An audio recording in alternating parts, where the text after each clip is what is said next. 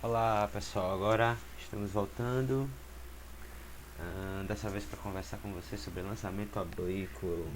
Espero que vocês tenham curtido o vídeo passado sobre lançamento horizontal. Agora vamos tratar de algo mais geral. Acho que esse assunto ele é legal porque ele é o resumão final de toda a cinemática, né? Que a gente resume o movimento uniformemente variado, os vetores, movimento vertical, né? E o próprio lançamento horizontal é um caso particular do lançamento oblíquo. Vejamos, o que significa o lançamento oblíquo? Um corpo, aqui tem uma bolinha amarela, foi lançada com uma velocidade nessa direção. Uma direção aqui que forma um ângulo θ com a posição, com a direção horizontal. Certo? Vou colocar aqui, deixa eu melhorar a letra. Forma uma velocidade inicial aqui. Deixa eu fazer um pouquinho mais. Deixa eu fazer para cá, para ficar maior, né? Vou colocar aqui, vou representar a horizontal aqui e representar a velocidade inicial aqui. Esse é o ângulo.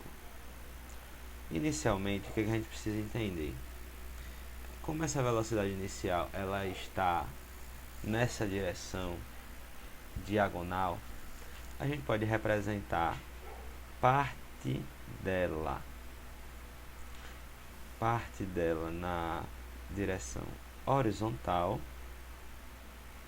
No caso, a gente teria uma velocidade inicial em x e parte dela estaria na direção vertical. Teríamos uma velocidade inicial em y. E para encontrar essas duas velocidades é simples. A gente vai usar o conceito de vetor. Vox é simplesmente VO vezes o cosseno do ângulo θ, e VOY é simplesmente VO vezes o seno do ângulo θ. Certo? Essa é um pouquinho da matemática do problema. Agora vamos entender o que acontece nesse movimento, que ele tem essa trajetória aqui, ó, parabólica. Bom, esse movimento, mais uma vez, ele é um movimento em que pode ser dividido em dois. Um movimento na vertical, outro movimento na horizontal. O movimento vertical, mais uma vez, ele é um movimento uniformemente variado. E o movimento na horizontal, mais uma vez porque eu estou fazendo referência ao vídeo passado, tá pessoal? O movimento na horizontal, ele é um movimento uniforme. O que acontece aqui? Durante a primeira metade do movimento, né? Vou marcar aqui o ponto que representa a metade, o corpo está subindo.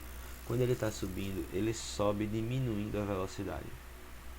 Então ele sobe desacelerando. Quer dizer, por exemplo, aqui nesse ponto, ele tem uma velocidade na horizontal que é o Vox, que não modifica, né, na horizontal. E tem aqui uma velocidade na vertical que é Vy menor do que o Voy, menor porque ele está desacelerando. Um pouquinho mais para cima, a gente tem para cá, mais uma vez, Vox,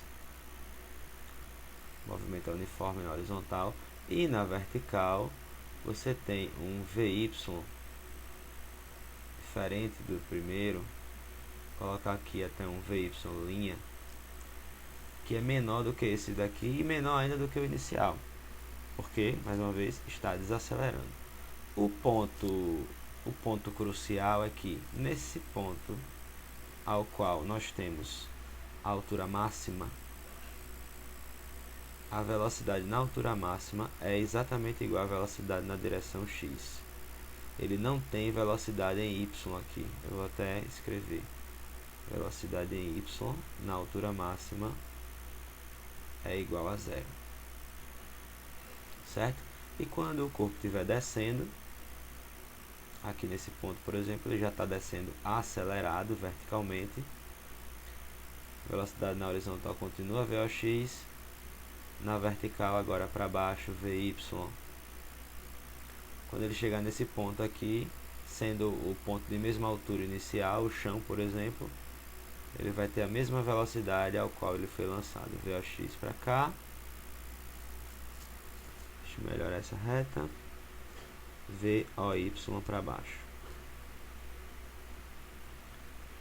Nesse tipo de movimento, um movimento em que a gente divide ele em duas partes, e neste caso a gente está percebendo claramente que o ponto inicial e o ponto final são os mesmos.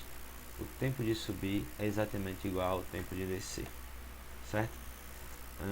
A gente pode também fazer uma perspectiva a respeito da o que a gente pode tratar em termos de particularidades. Por exemplo,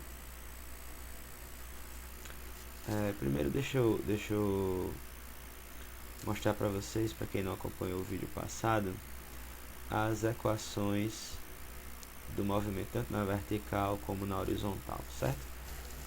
Deixa eu mostrar para vocês aqui. Na vertical, como o movimento é uniformemente variado, vale a função horária do movimento uniformemente variado. S igual a SO mais VOT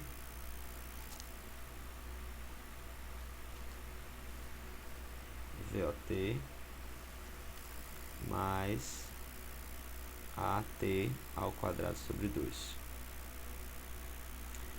Para a velocidade, nós temos a função horária da velocidade, que é V igual a VO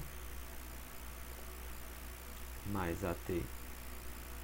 E a famosa equação de Torricelli. V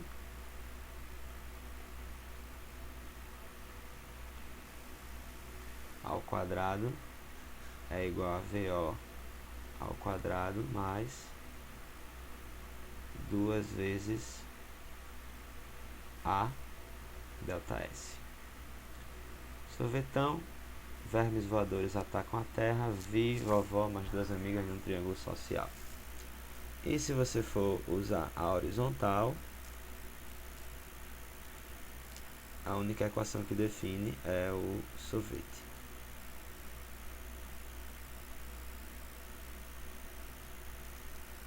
Ok? Quando você quiser, por exemplo, descobrir o tempo de subida, o processo é muito simples. Você vai fazer vai adotar o seguinte: tempo de subida. Na verdade, o tempo de subida, ele representa o tempo, o intervalo de tempo, o instante ao qual o corpo está na altura máxima. Na altura máxima, a gente já sabe, uma das coisas que a gente sabe da altura máxima é que a velocidade em y é igual a zero. Mas como é que a gente calcula a velocidade em y? V igual a VO mais A vezes T. Para nossa sorte, normalmente as questões nos dá a velocidade inicial. Só que lembra que aqui a velocidade inicial é y, então vai ficar assim essa equação. 0 é a velocidade em y final, VOY, não é que a gente calculou no começo, menos G, que é a gravidade, vezes T. Por que menos? Veja só, a velocidade inicial na vertical, VOY, ela aponta para cima. ela aponta para cima. E a gravidade, ela sempre aponta para baixo. Aqui a gente tem dois vetores que têm mesma direção em sentidos diferentes. Você precisa, para diferenciar esses vetores na equação, você coloca um menos aqui. De modo que, né, complementando a equação para achar o tempo de subida. O tempo de subida, quando a gente resolver, vai ser simplesmente